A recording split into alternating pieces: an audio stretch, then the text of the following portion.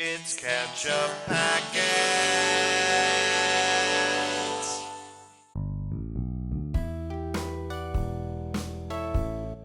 Hi everyone, I'm Sean. I'm Nate. This is Ketchup Packets. Today we are watching Season 1, Episode 5 of The Expanse. Back to the Butcher. Nate, who's the Butcher? You haven't watched The Boys, so you don't know who Butcher on that show is. Nope. I see. Nope. I feel like there was an enemy in Diablo 2 called the Butcher. But Diablo 2 Remastered is coming out soon, so we'll be able to check. About that. Yeah, I'm definitely going to play. It's been a very long time since I played that game. Looks pretty good too, but on a different note, I wonder what this means. Back to the Butcher. It's, I mean, if I had to guess, I'd say it's the Miller storyline. You know, it's going to be something involving some underworld person on Ceres. His hunt for Julie is continuing, and so he'll talk to someone that he's... Maybe a person named the Butcher who he's had to consult with in the past. Yeah. He needs to go talk to. He doesn't want to talk. Maybe there's some hassle involved. There's some cost involved in talking to this guy. Yeah, it sounds like the name of maybe a hitman or something. I mean, it's a mob. It's a mob kind of name. Yeah. You also haven't watched Fargo, the TV show, so you don't know who the Butcher on Fargo is either. Yeah, it's a name that gets around, definitely. It's a good sort of standard, nickname or alternative name. Like Valkyrie, if you're a female character in a video game that has wings. Yeah, it's pretty common. I guess. Yeah, that's true. So, last time on The Expanse, what did we have happen? Super action time. Yeah. Giant space battle. Shed is dead. He lost his head. Yep, and his blood was pooling in the middle of the zero G. That was cool. We got crazy stuff happening. We got some feedback from the commenters about our gravity conversation, about how exactly the gravity was working on the Donager. So we do understand now about thrust gravity. Yep. When the engines are on, the engines are at the bottom of the ship, and so then the floor either constantly accelerating through their journey, and the acceleration creates gravity. Halfway through the trip, they do what's called a flip and burn, where they flip around and they start accelerating away from the target so that they're still feeling the gravity towards the floor, but they're now slowing down so that they get to halfway through, they start accelerating the other way so that they're going zero when they get to the target. Okay, So that makes sense. That's why it was showing us a shot each time. It would show the outside of the ship and the engines either shutting down or turning on when it showed the characters either entering or leaving zero G. So it's important whether the engines are running if there's gravity or not. Yeah, so most of the ships that we've seen, I feel like the propulsion system is on what you would consider the back of the ship. Yeah, so, it's all on the bottom. This direction. Yeah. So does that mean everyone's walking around like this on the ship? No, they said to think of it like the spaceships are skyscrapers and the engine is the bottom. So it's actually moving this way. If the engine is going blasting down that way, it's moving like this, and everyone is you have to board it like our rockets at Cape Canaveral now. You know, you go up in the elevator and then you go across on the bridge. Yeah. It stays oriented that way while they're flying. Okay. Except then when it flips for the second half of the trip is technically upside down and accelerating away, but it's still, your gravity is still towards, you're falling that way, but you're accelerating this way. It's sort of it's kind of like falling because it's, I don't know. So I hope this makes sense to the audience, but I'm trying to, a lot of the commenters did a really good job explaining how the thrust gravity and the flip and burn works and stuff, because I had made this suggestion last time that maybe it's, the ship is big enough that there's kind of gravity when you're walking around, but if you think about the footage we have of astronauts on the moon, which is an entire planetoid, and they're still really hot, so a ship would not be sufficient to just have enough gravity to let you walk around. So to have Earth-like gravity, the ship would have to be accelerating at 9.8 meters per second, basically. Right, yeah. Well, and they also were saying it doesn't accelerate all the way to 1G, because that's comfortable for Earthers, but Belters and Martians have less gravity in their home environments, so they can't take as much without it hurting them in some way. So they Earthers can take lighter gravity more easily than Belters and Martians can take heavy gravity. Got it. So they said that a ship usually goes at 0.3 or 0.7. I can't remember what it was, but it's some less than 1G thing because it's more comfortable for everybody who will be on the ship. Especially, the Donager being a Martian ship would definitely probably cater to Martian physiology most. So. Right. Yeah, that makes sense. So we're Fun not doing- sci-fi Expanse stuff. We're catching on, I Yeah, think. yeah. It seems like everything's accounted for, which is cool. That even account for that. Like, the ship's oriented. I mean, when we're watching them go through space, we're kind of watching them like Star Trek style, and then the assumption is that everyone's kind of walking around oriented where down is down to the camera, but really we're kind of watching it go. Like, everything's it's space, so nothing's in direction, everything's flipped around. It's just more of a visually pleasing shot to have the ship, oriented going across the frame rather than up it. Right. But you're right that as a viewer, you sort of assume that down in the wide shot, the establishing shot of the ship, is also going to be down in the next shot where you're seeing the people, but it's actually it's perpendicular. Yep. So if the ship's moving this way, they're walking around like this. Yeah. Yep. Pretty much. That's all right. I can accept that. Yeah, because the thrust of the engines creates gravity for what makes the existence of anything that feels like down even happen. Wow. That was a weird sentence. Hope that makes sense, everybody. What is down? Yes. Yeah. So we had Shed get killed. We had the Donager got scuttled. Like they blew their ship up. They blew their ship up. Because they didn't want these mysterious attackers to take control. That also got explained. I was asking about the turbulence. It's because of the shockwaves from the explosion. Yeah, that makes sense. Okay, I'm totally accepting that too. So one commenter said that Lopez died right there at the end. Lopez being the Martian interrogator. Oh. I guess he died while they were when he told Alex to Max Burn and they were flying away. Because he says, I'd always wanted to see an ocean on Mars or something like that. And I guess that was him dying by saying that. But that wasn't clear to me, so hopefully that we get more info on that in this Generally episode. not what I assume somebody who's dying would. That's not like a default dying sentence. They definitely didn't make a point of showing for a second, he's dying. Yeah, tell my wife I love her or something like that. Then you assume, okay, so he's passing up. But I guess we'll see. Yeah. And the other prediction I have, maybe a longer term prediction, but a bunch of different commenters, 5 or 6 different people, said to take special note of, okay, I'm going to get her name, Avasarala, the Indian lady. Don't get it wrong. It's one of those two. I think I've got the consonant sounds right anyway. The vowels might be wrong in between there. Avasarala. So she says to her grandson, that scene they're on the roof, they're watching the meteors, she said, I worry about people who throw rocks. So I think that maybe at some point people are going to find a way to hurl a meteor at the Earth. Seems like a likely, Yeah.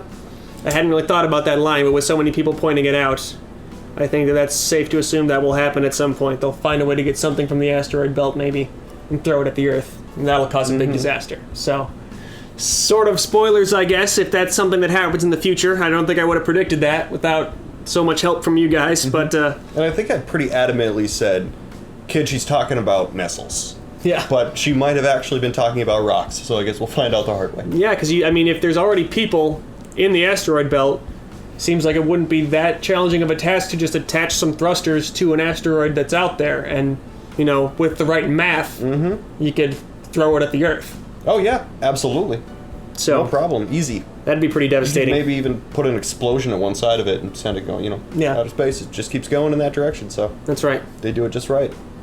Scary to think about. Yeah, so I don't know if that's something that is going to happen in the long term or in the near term, but I feel like that's maybe in the future of the show at some point, so we'll have to watch out for it. But I think that's plenty of pre-talk. I'm excited to see what Back to the Butcher is all about. Yeah, let's do it. All right.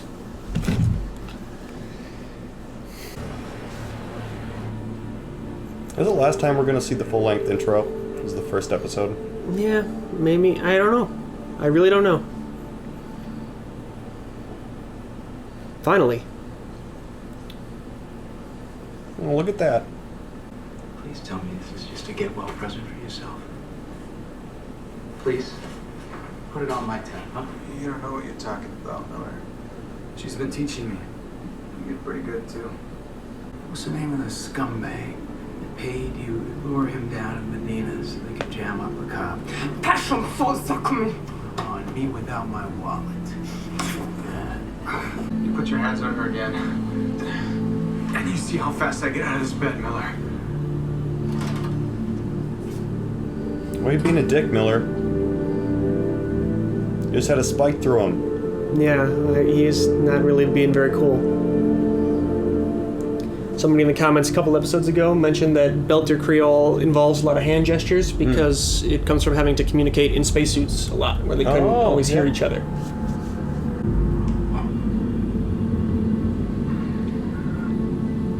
Love the space blood effects. It's cool.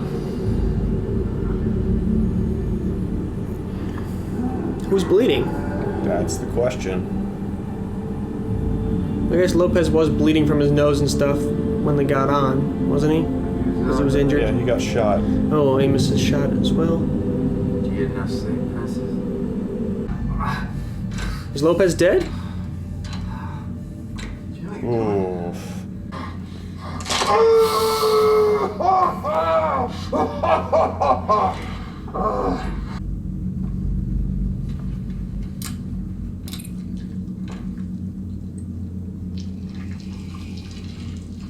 Cool. Nifty.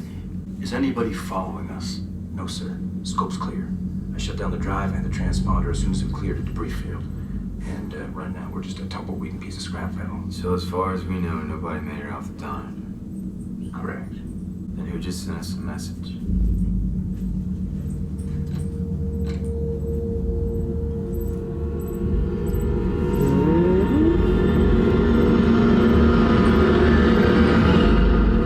That's a little unnerving. Yeah.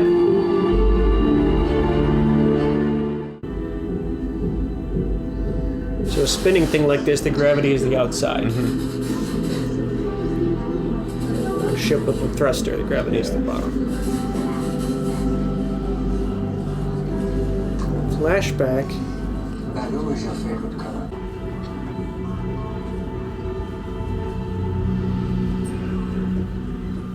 Life in space seems wonderful. Yeah. Station. Go ahead. Anderson Station, this is UN-1. Are you ready to surrender?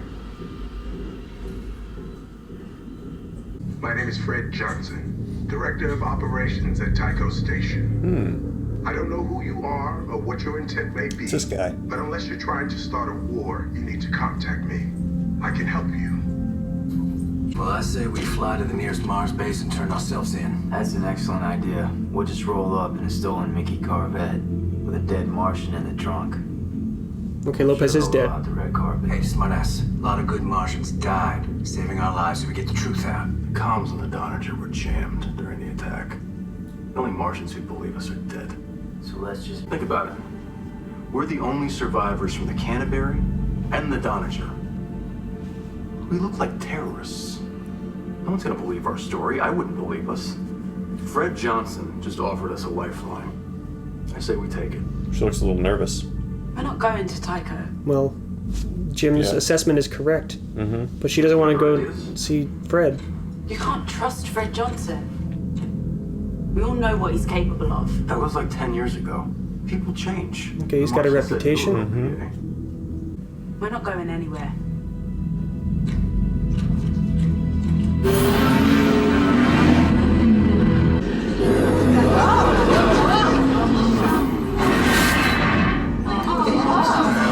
Star Healers, guys. Just calm down, okay? It's a very claustrophobic situation. Power outage on this transport. Not good. This is the future of the Hyperloop right here.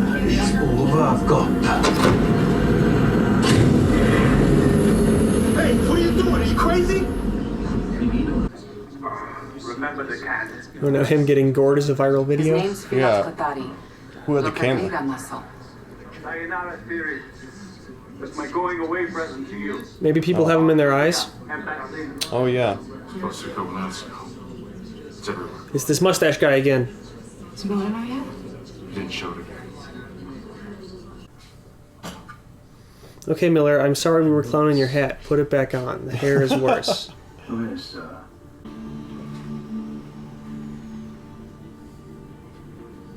There's probably information hidden in this chart if we were to pause it and study it. People are telling us there's always stuff in the HUDs you see. Extreme caution when dealing with any known OPA members.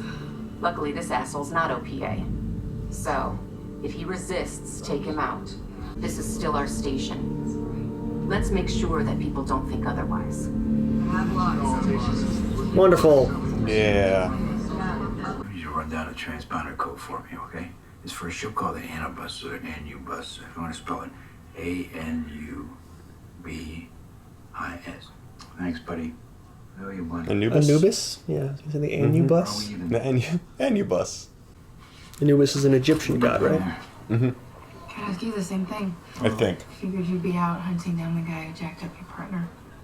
Yeah. You know that memory crypt that we took out of that stiff? Yeah. All right. Go 3D.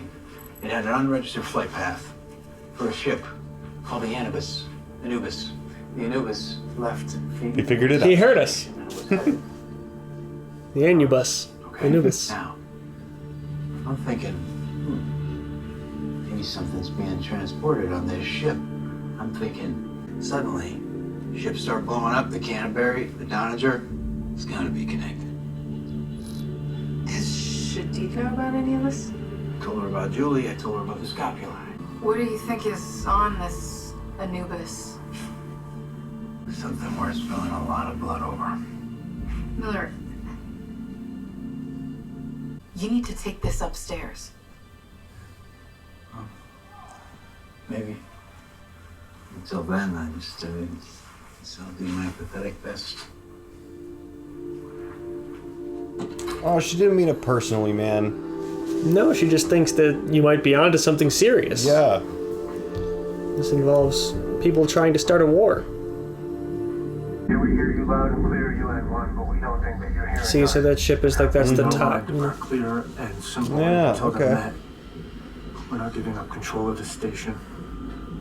We do not negotiate with terrorists. Is that clear? Yes, I understand. Think about your children. UN command out. That sounds like it's Chad Coleman on the radio, so that's Fred Johnson that he's talking to, maybe.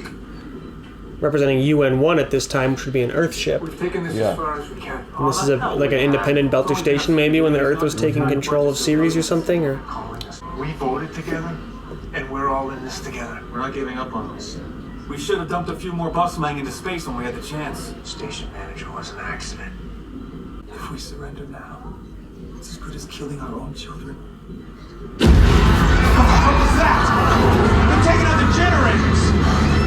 Looks like if you don't surrender now, it's as good as killing your own children.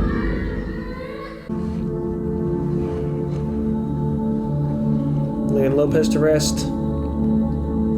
Guess he is actually dead. Hope so at this Weird. point. Yeah. It's very unceremonious.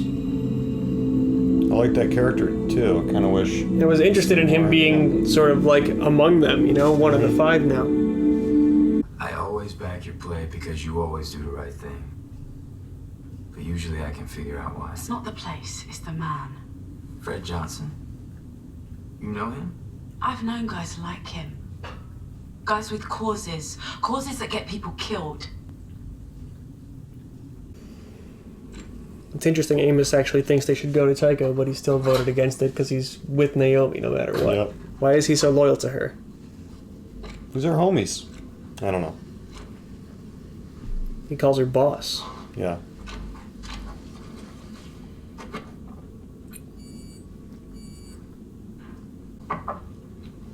Tell Fred Johnson to clear us of berth. We're good to go. You talked Naomi into it. With our track record, we'll probably get Tycho blown to smithereens too.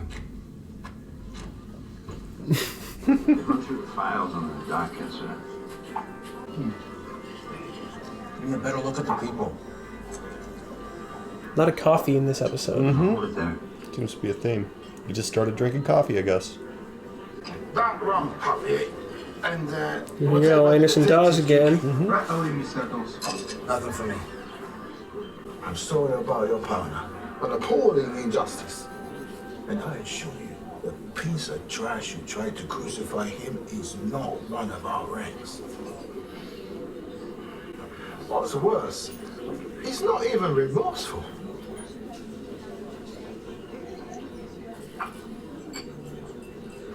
He's saying he knows who it is. How would you know that? He's in an OPA safe house. He believes he's under my protection.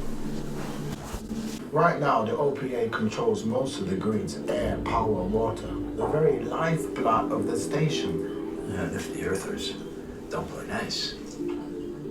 Earthers have a home. It's time back. Belter's head on too. It's important. There's a single contact in that unit. Call it, and you'll get Fila Kothari's location. Julimar was one of us. I want to find out what happened to her just as much as you do. Go get your justice, Miller. Make it pretty.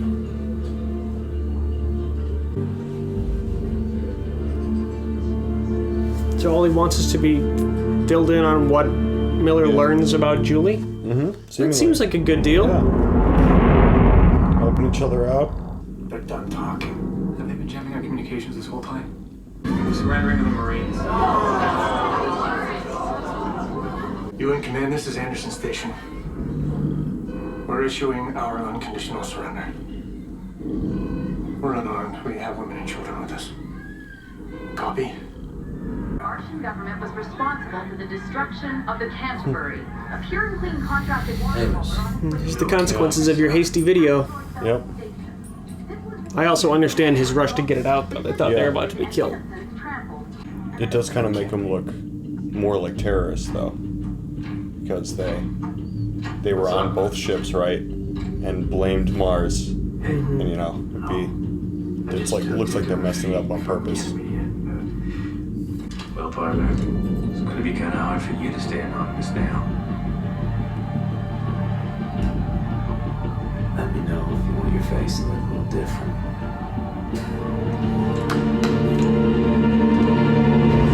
Like, oh man.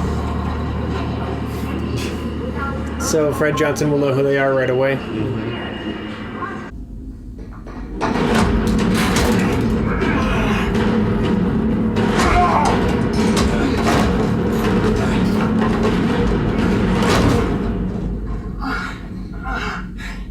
Who do we have here? Julie Mao chartered my ship, but that was a couple years ago. It was nothing. Why? OPA throws me word from time to time. Happy to wear their tag, take their money. Happy to take Julie Mao's money too, huh? A month into the trip, we stopped over at the mines on Callisto. News was that a tunnel collapsed and torn open veins of cadmium and people were dying from the vapors. How long were you sleeping with her? Is that what you came here to find out? I'm done talking to you, Badge. You were trying to stop her from getting involved in something ugly. I want to know what it was.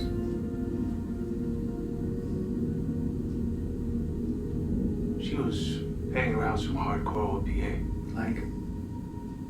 Anderson Dawes. This guy. Where can I find him? I don't know. Where did he work out of? Come on. Wait, that's the dead guy, right? Kill me if I told you. I just saw him at the morgue. He's on his way to the recycler. Tekmar, level 14. Ask the clerk for Sherpa. Sherpa? Yeah. You think Julie's dead? Should have stopped her. Nobody could stop Julie from doing anything she wanted to do. You should have protected her. It's insult to injury, man. It's not helping anything. She still got on that ship. He doesn't seem to think very highly of this guy. Nope. Well, I did try to stab him, I guess. Probably got herself killed. So he doesn't seem too interested in running down the guy who stabbed his partner. Yeah, I got Just got a sidetracked. lead on him, and he's doing something else. You know? You in command, we surrender. Do you copy? Don't leave him hanging. Everyone's ready. Wonder what that game is trying to signify. Just that he's raising his kid. She's matching the colors, though. Yeah. And it's like on a totally gray ship. Totally gray existence, kind of. So. I think it's just outside of their jamming ring. Sit down, Naomi. So it's like a worker uprising. Yeah, seemingly. This is my They mentioned throwing a boss out of an airlock. We're not a violent people. We didn't intend for anyone to be hurt during our protests. And for that, I am sorry. We have tried repeatedly to surrender to the UN Marines. We just wanted to be heard for the sake of our children.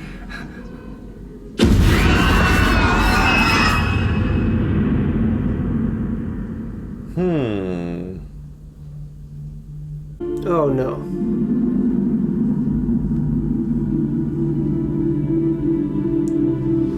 That's terrible. Why did... what? Yeah. Anderson Station is secure. All terrorists have been subdued. Well done, Colonel. Well done. Colonel Fred Johnson. Spoiled myself by having a... oh, the butcher. Oh. The butcher of Anderson Station. Like the butcher of Blaviken. You have my solemn promise. So the UN ship destroyed that You've done this ship, before. right? About once a week. You're doing great. I wonder why. Because you can't have worker uprisings. I guess they didn't want it to get out. Civilian models. The next time people get that idea, they want their friends to say to them, no, they'll blow us up. A few seconds from now.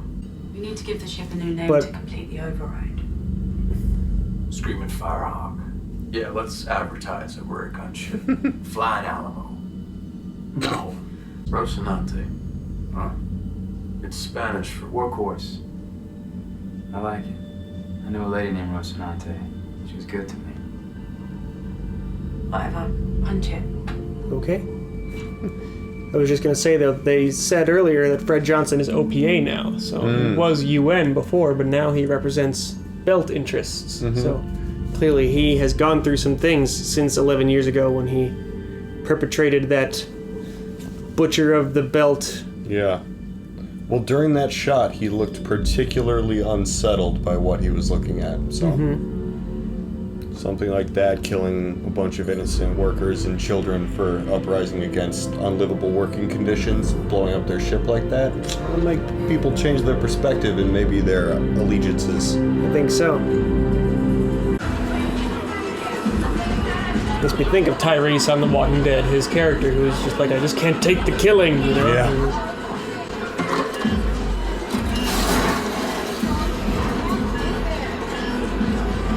Did he just throw his phone away? He threw a phone away. I'm not sure if it was his phone or... It was a fun day in the art department. With to hang all that stuff up. For a Sherpa. This song is familiar.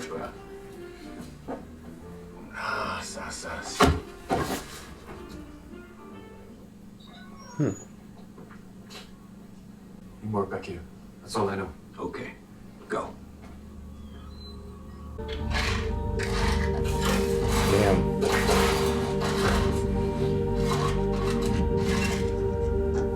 Which day of cop school do they teach you to look through things in that manner? Just open the drawer and leave it open? It's only cops. They're like, you have to be as rough as possible when you're searching for stuff. That's a robot rat. Oh.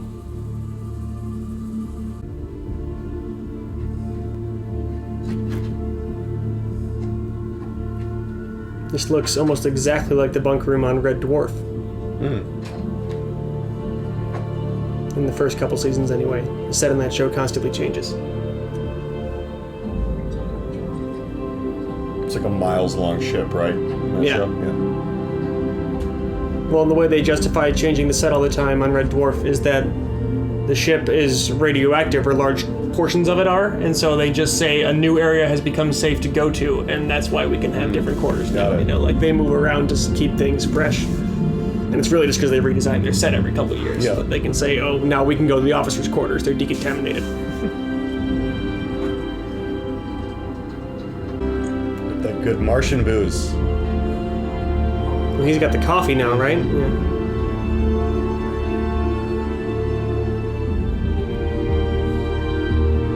I guess this looks more like the Red Dwarf one because it's got 2 bunks.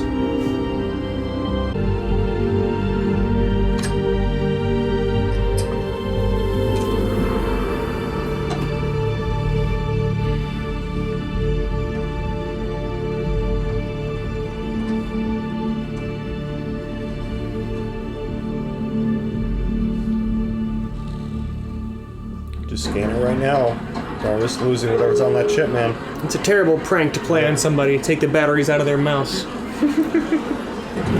Oh! Get black bagged! Oh, what are they doing? It's extremely conspicuous. I know they're trying to be sneaky, but... Oh, cliffhanger. Okay. Okay. Yeah.